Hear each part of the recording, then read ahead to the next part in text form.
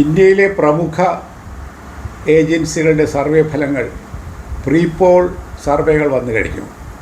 ഈ എല്ലാ സർവേകളും കാണിക്കുന്നത് UDF അധികാരത്തിലേക്ക് തിരിച്ചു വരുന്നു എന്ന് തന്നെയാണ്.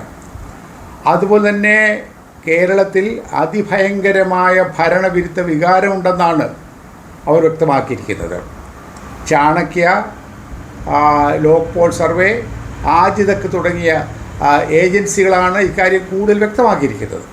അതുപോലെ തന്നെ ഇന്ത്യയിലെ ഇംഗ്ലീഷ് ചാനലുകളായ റിപ്പബ്ലിക് ചാനൽ, ഇന്ത്യ ടുഡേ തുടങ്ങിയ ചാനലുകളും സർവേയിൽ പറഞ്ഞിരിക്കുന്നത് UDF അധികാരത്തിലേക്ക് വരുന്നു എന്ന് തന്നെയാണ്.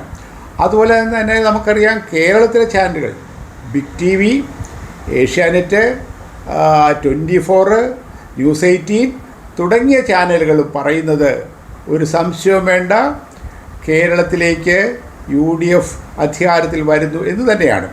അതുപോലെ തന്നെ വലിയ ഓഫീസർമാരുടെ സംഘടനയാണ് IAS അസോസിയേഷൻ.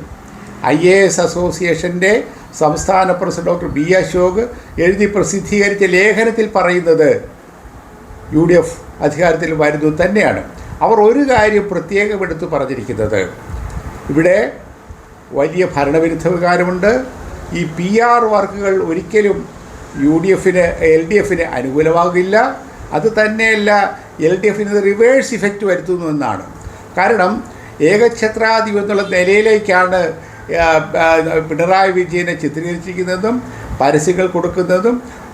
മറിച്ച് അദ്ദേഹത്തിൻ്റെ ചിത്രത്തോടൊപ്പം നായനാരുടെയോ അച്യുതാനന്ദൻ്റെയോ അതുപോലെ തന്നെയുള്ള മുതിർന്ന നേതാക്കളുടെയൊക്കെ ചിത്രങ്ങൾ കാണിച്ചിരുന്നെങ്കിൽ ഗുണകരമാകുന്നു.